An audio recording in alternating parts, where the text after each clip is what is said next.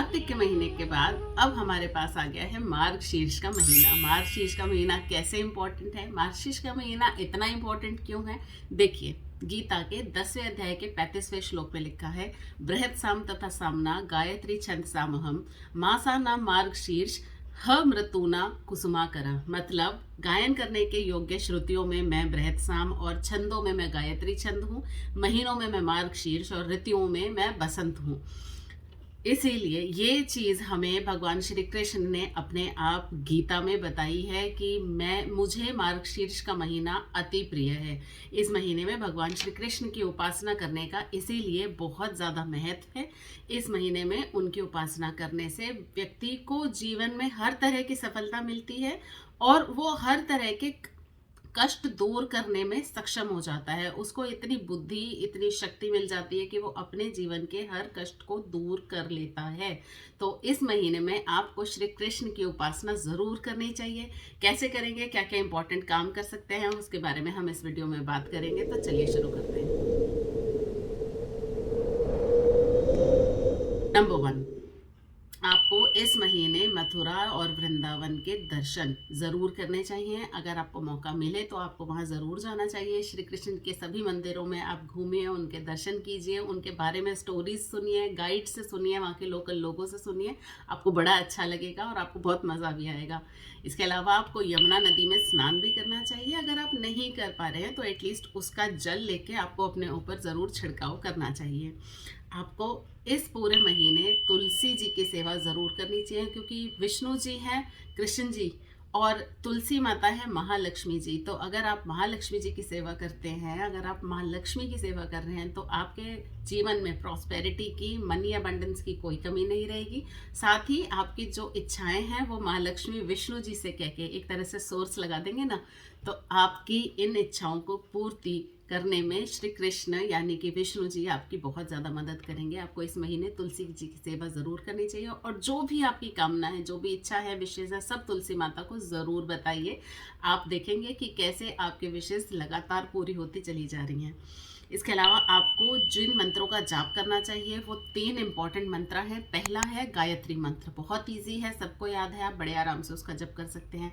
Second important मंत्र है ओम नमो भगवते वासुदेवाय। थर्ड इंपॉर्टेंट मंत्र है ओम क्लीम कृष्णाय नमः।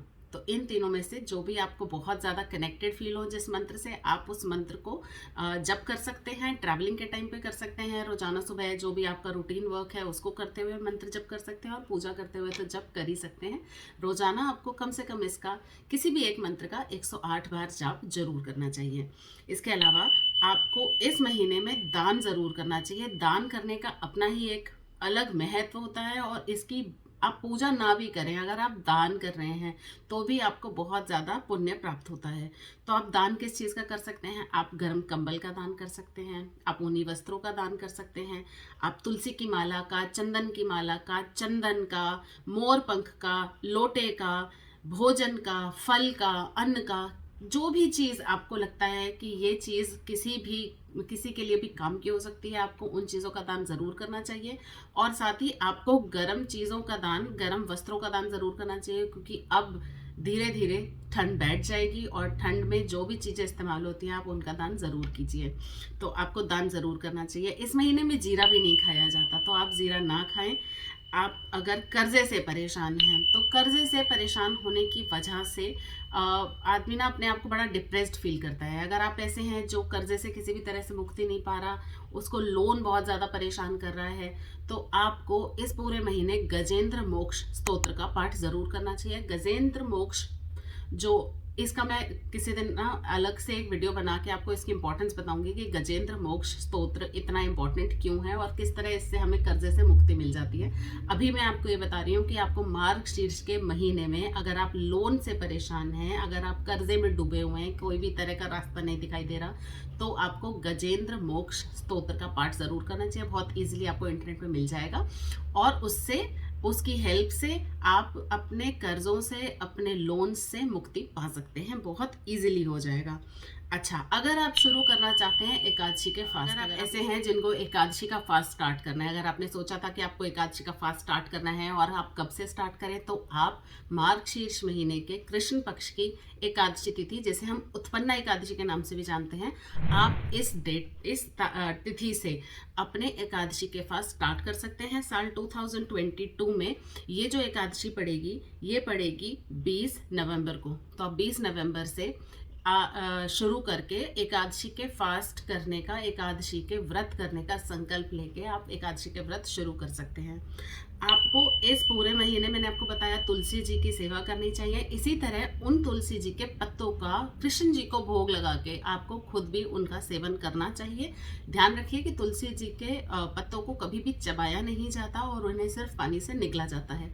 आपको इस पूरे महीने गाय की सेवा भी ज़रूर करनी चाहिए। आपको गाय को हरा चारा खिलाना चाहिए। उसके साथ आप उन्हें पालक भी खिला सकते हैं, आप उन्हें खीरा भी खिला सकते हैं। तो ये सब आपको करना चाहिए गाय की सेवा करने के लिए। इसके अलावा आपको गीता का भी पाठ करना चाहिए। अगर आप गीता का पाठ नहीं कर पा रहे, अगर आप ऑफिस की वजह से बिजी हैं, अपने रूटीन की वजह से बहुत ज़्यादा बिजी हैं, आपकी तबीयत इतना अलाउ नहीं करती कि आप गीता का पाठ करें, तो आपको गीता को प्रणाम ज़रूर करना चाहिए। उसको अपने मंदिर में रखिए और सुबह शाम जब आप पूजा करते हैं, घी का दिया जलाते हैं, तब आपको भगवत गीता का भी प्रणाम करना चाहिए, उसका तिलक ज़रूर करना चाहिए। इसके अलावा आपको विष्णु सहस्त्र नाम का पाठ भी करना चाहिए। और अगर आप विष्णु सहस्त्र नाम आपको बहुत ज़्यादा मुश्किल लगता है, तो विष्णु जी के 12 नामों का आपको जाप ज़रूर करना चाहिए। वो 12 नाम कौन से हैं, इसकी डिटेल्स मिलेंगी आपको मेरे अगले वीडियो में, जो कि मैं सिर्फ सेपरेटली इसलिए बनाऊंगी ताकि आपको बहुत इजीली वो एक्सेस करने में आसान हो। और अगर आप उनको बोल नहीं पा रहे, तो एटलीस्ट आप वो वीडियो चला के उसके साथ ही उच्चारण कर सकते हैं। इससे आपको बहुत ज़्यादा पुण्य मिलेगा। सो ये मेरा वीडियो था रिलेटेड टू मार्गशीर्ष मंथ, जो कि बताता है कि इसकी इम्पोर्टेंस क्या है। आप कृष्ण जी की भक्ति कीजिए, आप कृष्ण जी से खूब ढेर सारा आशीर्वाद लीजिए, भक्ति कीजिए, शक्ति पाइए और अपनी जीवन की प्रॉब्लम्स को दूर कर लीजिए। मैं मिलूंगी आपसे अपने अगले वीडियो में। Till then be logical. अच्छा हाँ, सब्सक्राइब करना तो बोला ही नहीं, सब्सक्राइब नहीं बोलती हूँ ना, तो सब्सक्राइब नहीं करते, तो प्लीज़ इस वीडियो में नीचे जहाँ पे आपको रेड कलर का सब्सक्राइब का बटन दिख रहा है, उसे प्रेस कर लीजिए, बेल आइकन को दबाइए और उसमें ऑल पे सेलेक्ट कीजिए। मैं मिलूंगी आपसे अपने अगले वीडियो में। Till then be logical, avoid superstition, follow astrology.